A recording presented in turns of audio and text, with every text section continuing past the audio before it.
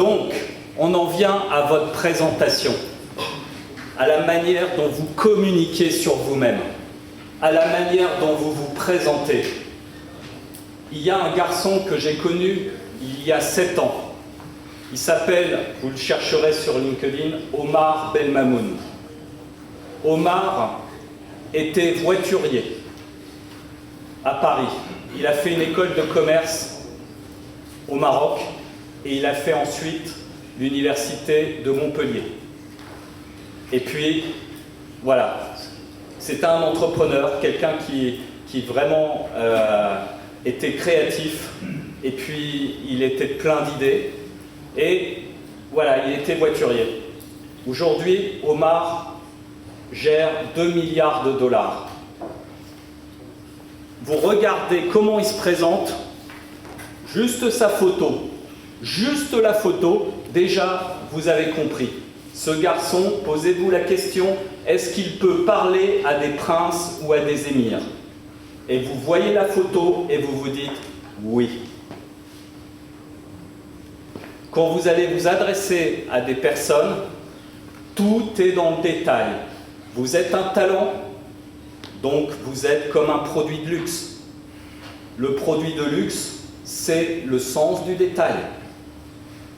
Tout ce que vous allez indiquer a de la valeur ou vous détruira et vous empêchera de rentrer en relation avec les bonnes personnes, celles qui vont vous ouvrir le monde.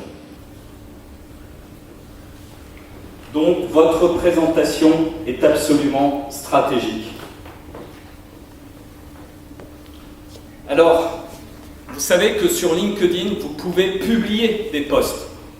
Moi, tout ce que je vous raconte, j'essaye de le transmettre et vous voyez sur mon profil, et puis j'ai un blog. Bon, mais votre communication, comment vous devez l'axer? Eh bien, je vous ai mis Étienne Klein. Étienne Klein, je ne sais pas si vous le connaissez, c'est un physicien, c'est un ancien de mes collègues. On était dans 2 services contigus, l'un et l'autre. C'est un monsieur que j'estime beaucoup. Et Étienne Klein, vous voyez le genre de choses, peut-on voyager dans le temps? Le boson de Higgs, et après, point d'interrogation. À quoi sert E égale MC2? C'est pas neutre. À chaque fois là, ce sont des questions qui posent. Des questions qui nous interpellent. Parce que Étienne Klein, il est très bon en com et en marketing personnel.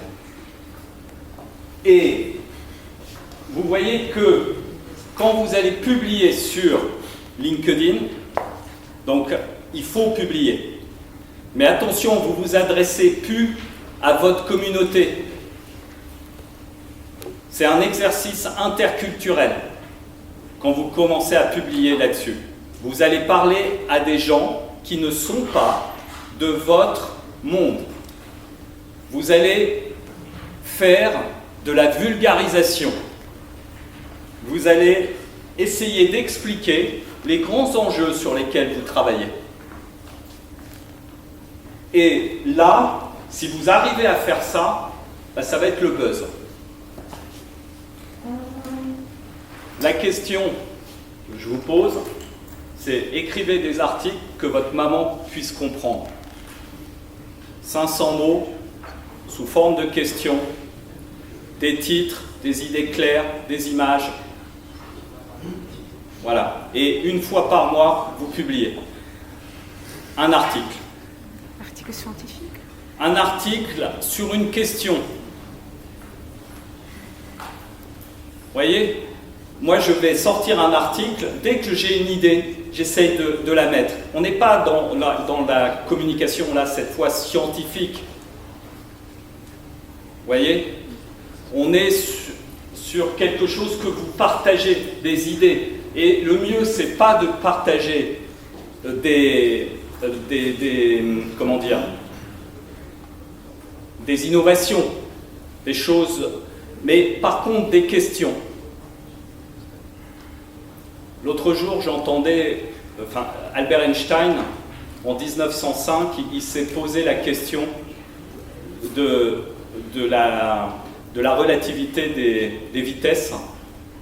Mais en fait, il pose son problème très simple avec une histoire de train dans lequel vous avez une personne qui se promène dans le train et puis vous avez un observateur à l'extérieur et il dit la mécanique classique, c'est quoi? J'additionne les deux vitesses. La vitesse du train plus la vitesse de la personne qui se déplace dans le train. Donc c'est ça que je vois. Maintenant, que se passe-t-il? Question.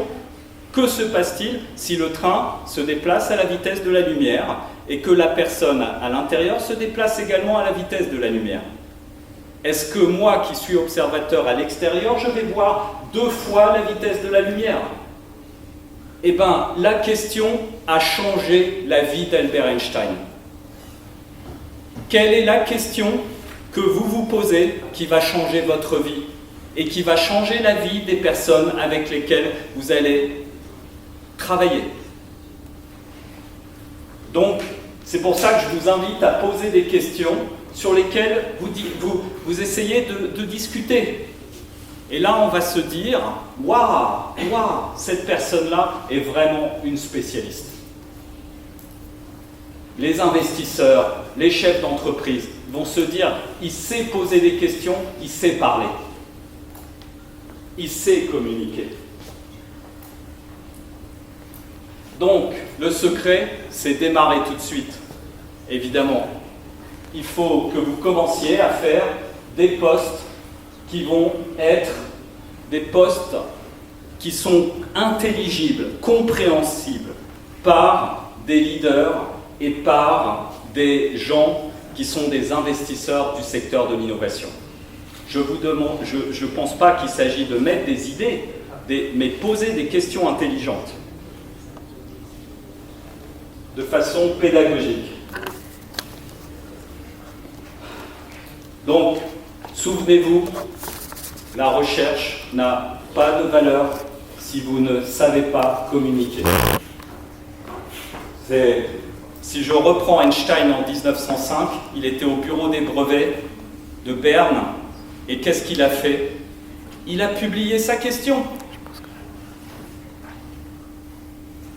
Évidemment. Sinon, s'il avait eu ses idées dans son coin, le monde aurait continué sans lui.